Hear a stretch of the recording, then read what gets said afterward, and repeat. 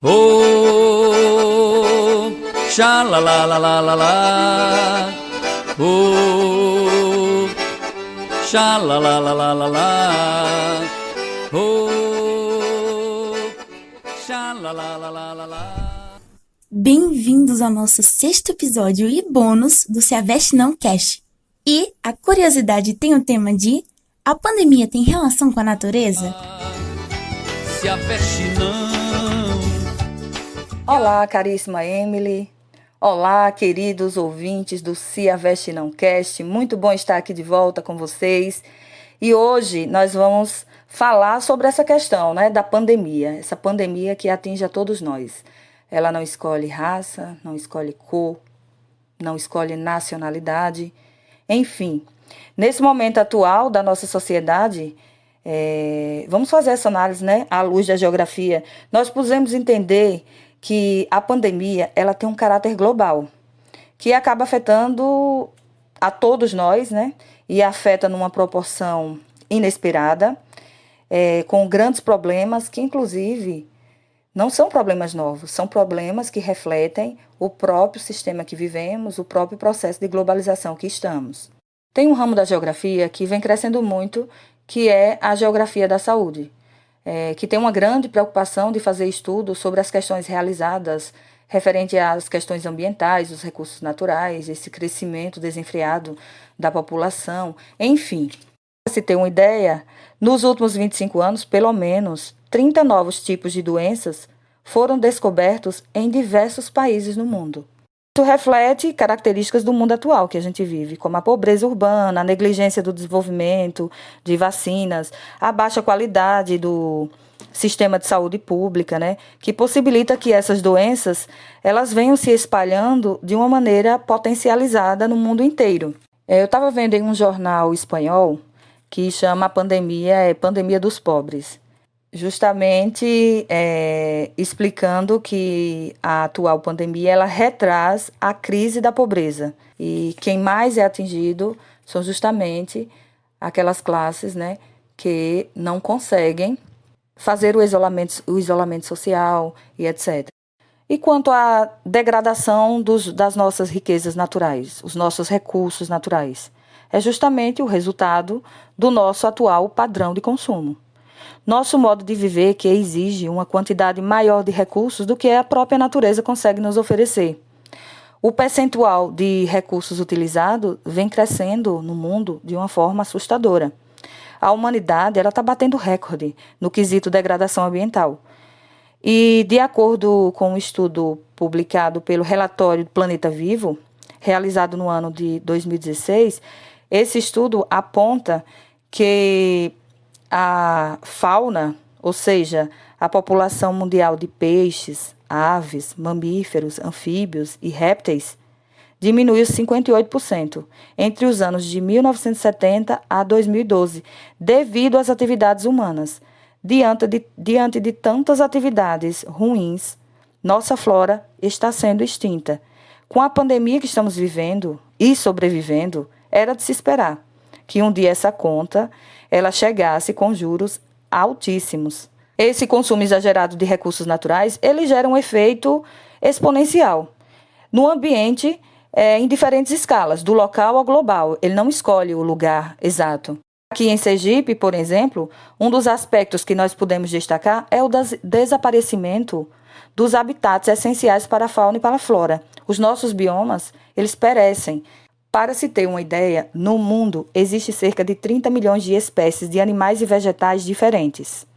Porém, segundo o levantamento feito pela Unidade Internacional para a Conservação da Natureza, realizado no ano de 2018, destas 30 milhões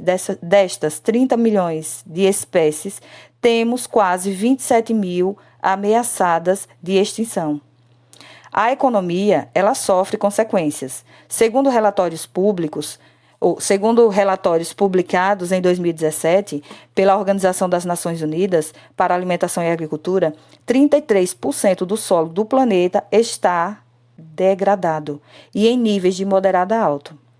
Esse ritmo ele precisa ser freado, visto que, como consequência da degradação do solo, os preços dos produtos agrícolas eles podem extrapolar, inclusive o poder de compra da maior parte da população, sobretudo a de baixa renda. Os nossos biomas, eles já estão entrando no cheque especial, pagando juros altíssimos, devido à elevada exploração ao longo da história do nosso estado. O mundo. E aí os juros vêm na forma de escassez de água potável, escassez do solo, perda de biodiversidade, inclusive a Mata Atlântica aqui brasileira, né? Hoje nós só temos remanescentes, acúmulo de gás carbônico na atmosfera. Por exemplo, a nossa camada de ozônio, que é responsável por nos proteger, por filtrar os raios ultravioletas, ela já está parecendo um guarda-chuva cheio de buraco. Eu costumo dizer em sala de aula aos alunos, olhe, essa proteção, esse guarda-chuva, ele não vai resistir a tanta poluição que estamos causando. E essa fúria desenfreada das indústrias em crescer cada vez mais, buscar sempre o lucro econômico, né?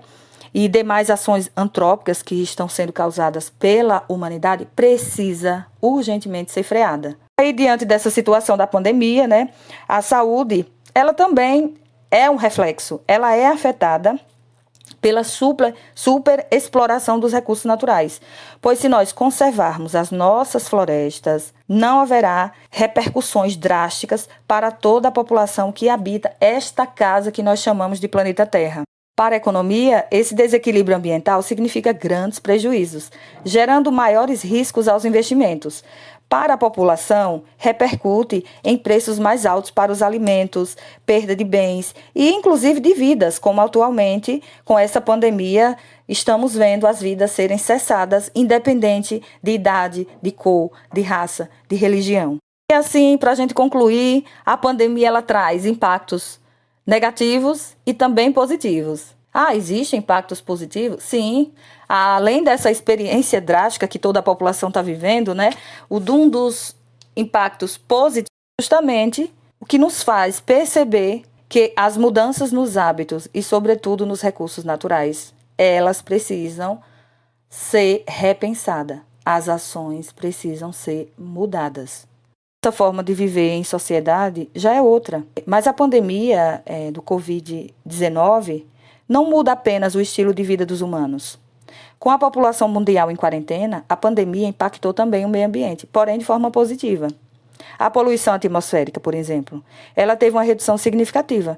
Com menos automóveis nas ruas e um número reduzido de fábricas funcionando, a emissão de poluentes foi detectada por satélites em várias regiões do mundo. A fauna também foi beneficiada. Com novo estilo de vida dos humanos, com o isolamento social das pessoas, o mundo animal aliviou seu cativeiro. Inclusive no Reino Unido foram registradas cobras no ambiente urbano durante a quarentena. A Tailândia, Índia, África do Sul, até na Itália foram fotografados peixes nos canais de Veneza. Em meio ao caos, inclusive foi medido por sismógrafos, utilizado por geólogos, né, em alguns países, que durante a quarentena diminuiu também os ruídos sísmicos da Terra, da crosta terrestre, eles diminuíram, como resultado da diminuição das atividades humanas. Então, essa redução aí de ruídos, elas não fazem muita diferença diretamente no meio ambiente. Porém, a gente precisa entender que a redução deles pode facilitar a detecção de pequenos abalos sísmicos. A geração de resíduos domiciliares também, no Brasil, foi algo que diminuiu bastante, 7,25% em abril, comparado ao mesmo mês do ano passado. Segundo um balanço realizado pela Associação Brasileira de Empresas de Limpeza Pública de Resíduos Especiais e pela Associação Internacional de Recursos Sólidos do Brasil. Isso não sou eu que estou dizendo, tá? São dados que publicaram informando que o lixo, esses resíduos sólidos que nós produzimos, a população produz, reduziu 7,25%. Esperamos que este momento de respiro dos recursos naturais, se assim pudermos chamar, né? Ou seja, do nosso planeta, ela não tem uma repercussão indesejada, né? Quando terminar a quarentena geral. O O mundo, ele não só pode, como ele deve ser um local de boas condições de vida. Mas para isso, a gente precisa ter consciência, menos demagogia, mais prática. Todos por uma pegada consciente, com atitudes de forma mais responsável. Um estilo de vida que gere menos impactos ambientais, alterando os principais padrões de consumo, de energia, fomentando formas de consumo saudável, equilibrado, reorganização dos fluxos financeiros, em detrimento da sustentabilidade ambiental, que pode e deve coexistir com o crescimento econômico. Muito obrigada, Emily, pelo convite e até o próximo Se a Veste Não Cast. E esse foi o nosso episódio de hoje. Simbora aprender mais sobre as riquezas da nossa terra. Um cheiro grande no seu cangote. Que a burrinha da felicidade nunca se atrasa. Se a peste não, amanhã